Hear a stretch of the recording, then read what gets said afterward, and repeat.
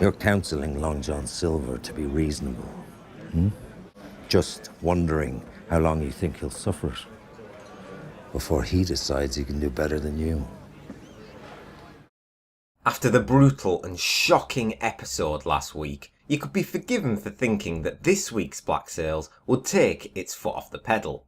Well, think again. As we all still reel from Teach's loss, we learnt that the pirates succeeded in reclaiming Nassau. At least for now. Captain Berenger is dead, as we kicked off the episode with what little remaining of the English Guard being picked off and snuffed out. But even with this victory at hand, there is no reason for celebration. The pirates' infighting still sends an air of tension among the surviving forces, as Flint and Silver try to conjure up a way for order to be restored. As history tells us, the pair are destined for a falling out, and the routes towards that future seem to have truly sprouted this week, especially towards the end of the episode as you began to see a real difference of opinion. It began after Billy traded Max for 5 minutes of Silver's time. He explained that Maddie would be consumed by Flint by this war, and that really began to affect Silver's psyche. He admitted himself that he feels he's most vulnerable when it comes to her well-being, and despite him being aware of Billy's intentions of driving a wedge between him and Flint, Silver seems to have started leaning in that direction. And after Flint's choice at the very end of the episode, I think his worries will now have gone over the edge. It's a huge call for Flint to make, surrendering himself to Eleanor inside that fort, hoping for a peaceful outcome. I agree with Silver, it's the pirates that hold all the cards at the moment, so if anything he should be at least bartering for a more sweeter exchange. Flint is being held in order to sustain that the pirates honour their part of the deal. But what's to stop Eleanor from betraying yet another person to get what she wants? Does she truly want to leave Nassau behind, the place where she spent her entire life fighting? Or is this all part of an elaborate trap? This time I believe her intentions are probably true, but I can't see the deal that they have in place going down all too well. Silver was less pleased to say the least with Flint accepting the deal in spite of his protests, so whatever the outcome, the distance between Flint and Silver will be getting larger and larger with each passing day. Silver also had another run-in with his old partner in crime, Max. The last time they met, she tried to have him captured, so when offered the opportunity to have her pay for those crimes, I must admit I was pulling for the noose outcome.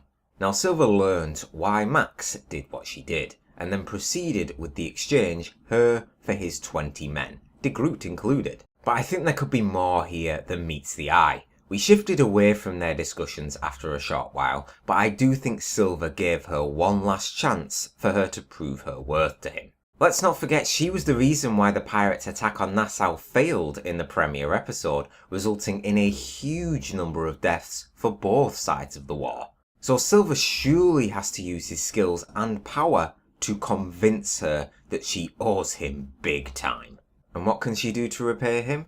Well, what about handing him Eleanor, or even when the time comes, Rogers himself? A tough task, but if any man can convince someone for the job, it's Long John Silver. Anne showcased how much of a fearless badass she was this week, as she told Jack to trust her and let her fight that brute of a man. It wasn't pretty, and it was hard to watch again. Not as bad as last week, but Jack's will by now was really beginning to suffer. After first witnessing the torture of Teach, then being forced to name crew member after crew member for sacrifices, he could barely muster any arguments to Anne's plan. Some people were annoyed with Jack last week with his choice to too eagerly surrender the Man-O-War to Rogers. And to an extent, they are right. He had the superior force, the superior ship, more numbers, and could have easily blown that sloop out of the water. But why didn't he? The answer, Anne. And Teach a little, I guess. I imagine he hoped for a different kind of outcome to the one we got. I think we all did, really. But with Rogers unleashing his inner demon, that hope was squashed almost instantly. And it doesn't look as if Rogers is going to be getting any backup anytime soon either, which is good news for everyone around Nassau. Jack and his men reclaim the sloop, which was heading back for reinforcements. So whether or not Rogers and his Man-O-War engage and attack the Nassau beach, they best be wary, as Jack and his men will no doubt be on the horizon. And get up.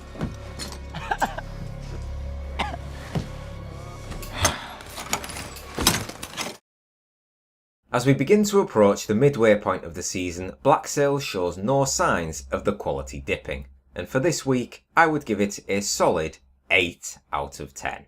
The blood spilled from last week's episode continued to flow this week, and with Rogers now tag in sight, there looks to be no sign of that slowing down.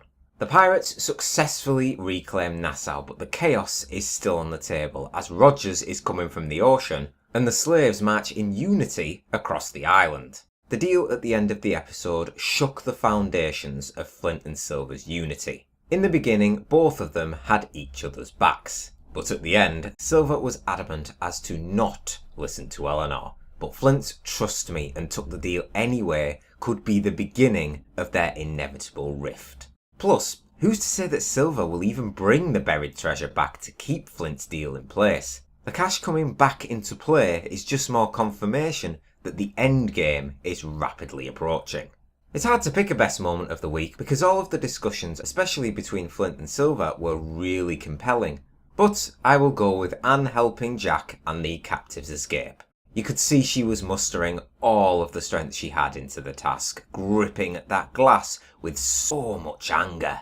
She's always been the best female character on the show, and this week is only going to further that case and do positive things for Anne and for her legacy. Hopefully Jack gets a feel-good moment sooner rather than later, because this season so far, the poor guy has been getting thrown around in an emotional roller coaster. Hey, I suppose they got the sloop back at least, so it's something.